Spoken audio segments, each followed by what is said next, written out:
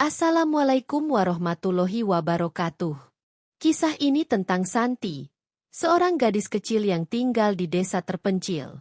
Suatu hari, saat sedang berjalan di hutan, dia menemukan seekor ular raksasa yang terluka parah. Meskipun takut, Santi memutuskan untuk menolong ular itu dengan penuh kasih. Namun, apa yang terjadi setelah itu? Sebuah kejadian yang akan mengubah hidup Santi selamanya. Penasaran? Simak kisahnya. Santi adalah seorang gadis yatim piatu berusia 10 tahun yang tinggal di sebuah desa kecil yang terpencil. Desa itu dikelilingi oleh hutan lebat dan sawah-sawah yang subur. Meskipun alam sekitar begitu indah, kehidupan Santi jauh dari kata bahagia. Sejak kedua orang tuanya meninggal dunia akibat penyakit menular yang melanda desa, Santi dan neneknya harus bertahan hidup dengan keterbatasan. Keluarganya sudah tidak memiliki apa-apa lagi, kecuali rumah bambu yang semakin rapuh. Setiap hari, Santi harus membantu neneknya yang sudah sangat tua untuk mencari kayu bakar, air, dan sekadar mencari makanan dari ladang yang hampir tidak menghasilkan apa-apa. Kehidupan Santi selalu dipenuhi rasa kekurangan, baik secara fisik maupun emosional. Warga desa, yang hidup lebih mapan, sering merendahkannya hanya karena status sosialnya yang miskin. Anak-anak desa, yang berasal dari keluarga kaya, sering mengejek dan menindasnya. Mereka memanggilnya anak yang tidak berguna, mengatakan bahwa dia hanya membebani orang lain. Tidak hanya anak-anak, bahkan beberapa orang dewasa pun tidak segan-segan mengusirnya saat dia hendak membeli kebutuhan di pasar. Dengan kata-kata pedas, mereka mengatakan bahwa Santi tidak pantas berada di sana. Setiap hinaan dan perlakuan buruk itu menyakitkan hati Santi, tetapi dia selalu berusaha untuk tidak menunjukkan perasaan kesedihannya. Hatinya yang lembut tetap ingin berbuat baik kepada siapa saja, meskipun seringkali ia menerima perlakuan yang sangat tidak adil. Pada suatu hari yang penuh duka, setelah mendapatkan hinaan dari sekelompok anak desa, Santi merasa sangat terpuruk. Ia merasa bahwa hidupnya tidak ada artinya di mata orang lain. Tidak tahan dengan perlakuan itu, dia memutuskan untuk pergi ke hutan yang terletak di pinggiran desa. Hutan itu adalah tempat pelarian bagi Santi, tempat di mana dia bisa merasakan sedikit kedamaian dan melupakan penderitaan yang ia alami. Santi berjalan pelan, meninggalkan jalan-jalan desa yang penuh dengan pandangan sinis dari orang-orang yang tidak mengerti dirinya. Ia berjalan menembus semak-semak, menyusuri jalan setapak menuju hutan yang gelap. Hutan itu memiliki kesan misterius bagi Santi. Pohon-pohon tinggi dengan dedaunan lebat menciptakan suasana sejuk, namun juga penuh ketenangan yang hampir menyeramkan. Ketika memasuki hutan, Santi merasa seolah-olah jauh dari dunia luar. Namun, kedamaian yang dicari Santi tiba-tiba terganggu oleh suara gemuruh yang terdengar semakin mendekat. Suara itu sangat besar, seperti ada sesuatu yang bergerak sangat cepat dan berat. Rasa penasaran pun mengalahkan rasa takut yang sempat muncul. Santi melangkah lebih cepat mengikuti suara itu, merasa seolah-olah ada sesuatu yang besar dan penting yang harus dia temui. Akhirnya, setelah berjalan cukup jauh, Santi tiba di sebuah clearing atau lapangan terbuka yang ada di tengah hutan. Di sana, pemandangan yang sangat mengejutkan langsung menyambutnya. Seekor ular raksasa terbaring kesakitan di tanah. Tubuhnya yang besar dan panjang terkulai lemas, terluka parah dengan darah yang mengalir dari setiap luka yang terlihat. Sisik ular itu bercahaya keemasan, tetapi tubuhnya penuh dengan luka-luka dalam yang menandakan bahwa ia telah lama menderita. Meskipun ketakutan, hati Santi merasa sangat tergerak untuk membantu. Dia mendekat dengan hati-hati, namun tanpa rasa takut, karena dia merasa bahwa ular itu membutuhkan pertolongan. Baginya, kesulitan dan penderitaan siapapun harus mendapat perhatian, tidak peduli siapa atau apa mereka.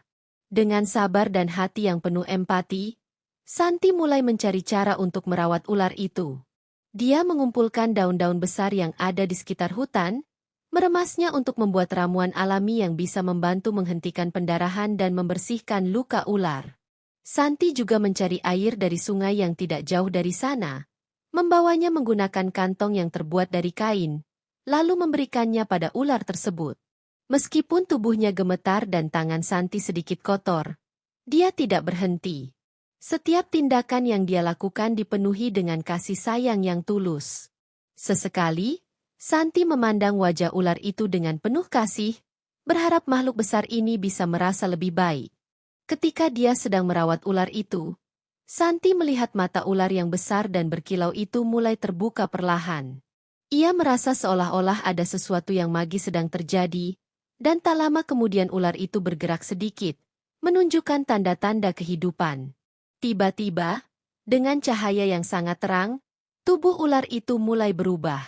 Ular raksasa yang tadinya menakutkan itu perlahan-lahan menghilang, digantikan oleh sosok seorang wanita cantik dengan gaun berkilau yang penuh kemegahan.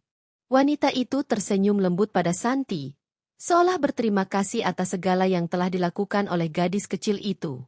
Wanita yang kini berdiri di hadapan Santi tersenyum lembut. Namun senyumnya itu membawa kehangatan yang tak terhingga. Dengan anggun, wanita itu memperkenalkan dirinya sebagai Ratu Ular, makhluk yang telah lama terperangkap dalam tubuh ular raksasa. Aku telah terperangkap selama berabad-abad dalam wujud ini, dan hanya sedikit orang yang dapat melihat atau merasakannya. Namun kamu, anak kecil, dengan kebaikan hatimu yang tulus, telah mengubah nasibku, kata Ratu Ular dengan suara yang memikat hati. Santi yang semula terkejut, kini merasa sangat terharu mendengarnya. Aku tidak melakukan apa-apa yang luar biasa, jawab Santi dengan rendah hati. Aku hanya ingin membantu, karena aku tahu kamu sedang kesakitan. Ratu Ular tersenyum penuh kebijaksanaan. Kebaikanmu yang sederhana telah mengubah takdirmu, dan aku ingin memberimu hadiah yang akan mengubah hidupmu selamanya. Ini adalah sisik emas, sebuah pemberian yang tak ternilai harganya. Dengan sebuah gerakan tangan yang elegan, Ratu Ular memberikan 3 sisik emas yang bersinar di hadapan Santi. Masing-masing sisik itu terlihat berkilau, memancarkan cahaya hangat dan mistis. Ini bukan hanya emas biasa. Ini adalah kekuatan yang bisa mengubah keadaan. Ambillah dan gunakanlah dengan bijak, ujar Ratu Ular, suaranya penuh harapan dan kedalaman. Santi yang memegang sisik-sisik emas itu merasa bingung namun sangat terkesan. Tapi, apa yang harus saya lakukan dengan ini?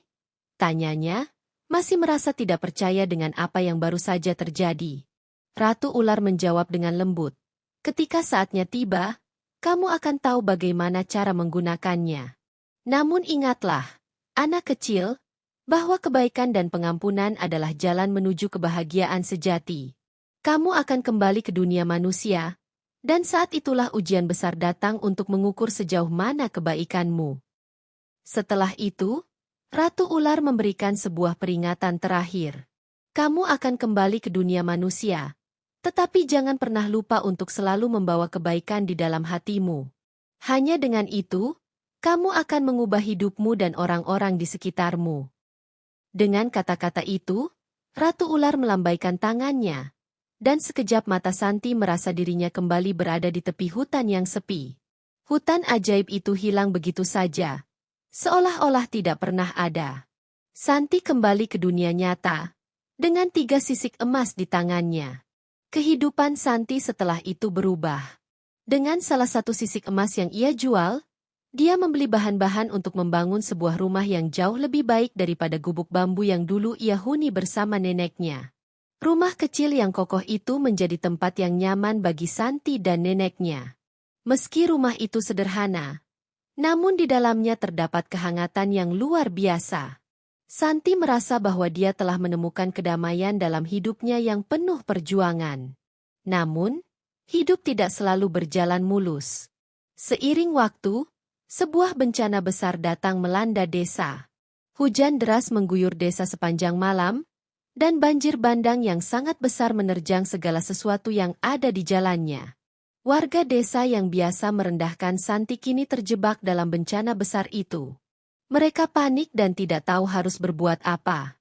Rumah-rumah mereka tenggelam, dan mereka berlarian mencari tempat yang lebih aman. Namun, desa itu terlalu kecil, dan hampir tidak ada tempat yang selamat dari banjir. Santi yang melihat keadaan tersebut merasa hatinya tergerak. Meskipun dulunya ia telah dihina dan diusir oleh warga desa, kali ini dia tidak bisa berpura-pura tidak peduli. Hatinya yang penuh kasih sayang mendorongnya untuk bertindak. Dengan penuh ketulusan, Santi membuka pintu rumahnya yang kokoh dan mengundang mereka yang dulu mengusirnya untuk masuk. "Masuklah," kata Santi dengan lembut. "Rumah ini masih aman, dan kalian bisa tinggal di sini sampai keadaan membaik." Warga desa yang terkejut dan merasa malu hanya bisa menunduk dan mengucapkan terima kasih. Mereka merasa sangat bersalah atas perlakuan mereka yang dulu sangat buruk terhadap Santi. Kepala desa, yang dulu adalah orang pertama yang mengusir Santi, merasa sangat bersalah. Dengan penuh penyesalan, dia berkata, "Santi, kami menyesal. Kami tidak tahu bahwa kebaikanmu bisa sebesar ini. Kami telah melakukan banyak kesalahan, dan kami tidak pantas mendapatkan pertolonganmu." Malam itu, kepala desa mengalami mimpi yang sangat aneh dan menakutkan. Dalam mimpinya, Ratu Ular muncul kembali dan memberinya pesan yang sangat mendalam. "Bencana ini adalah akibat dari ketidakadilan yang telah kalian buat terhadap seorang anak yatim piatu. Kebaikan hatinya yang tulus telah menyelamatkan kalian, dan ini adalah ujian untukmu," kata Ratu Ular dengan suara yang bergema. Kepala desa terbangun dengan keringat dingin, menyadari bahwa perbuatannya dan warga desa lainnya memang sangat salah. Pagi harinya, kepala desa bersama beberapa warga lainnya pergi ke rumah Santi untuk meminta maaf. Mereka merasa sangat malu dan menyesal atas segala perlakuan buruk yang telah mereka lakukan selama ini. Santi yang mendengar permintaan maaf itu hanya tersenyum dan berkata, "Saya sudah memaafkan kalian. Yang penting sekarang adalah kita bisa hidup berdampingan dengan penuh kasih sayang dan saling menghargai." Dengan kata-kata itu, hati semua orang menjadi tenang, dan mereka belajar untuk tidak lagi menilai seseorang hanya dari penampilan atau status sosial. Sejak saat itu, desa yang dulu penuh kebencian dan perbedaan berubah menjadi tempat yang lebih harmonis. Warga desa mulai saling membantu dan menghargai satu sama lain. Mereka belajar dari Santi bahwa kebaikan hati adalah sesuatu yang tidak ternilai harganya. Rumah Santi menjadi simbol kebaikan dan pengampunan, dan desa itu pun dikenal sebagai desa yang penuh dengan kasih sayang dan persatuan. Santi, dengan kelembutan hatinya, terus mengajarkan kepada semua orang bahwa kasih sayang adalah jalan untuk menciptakan dunia yang lebih baik.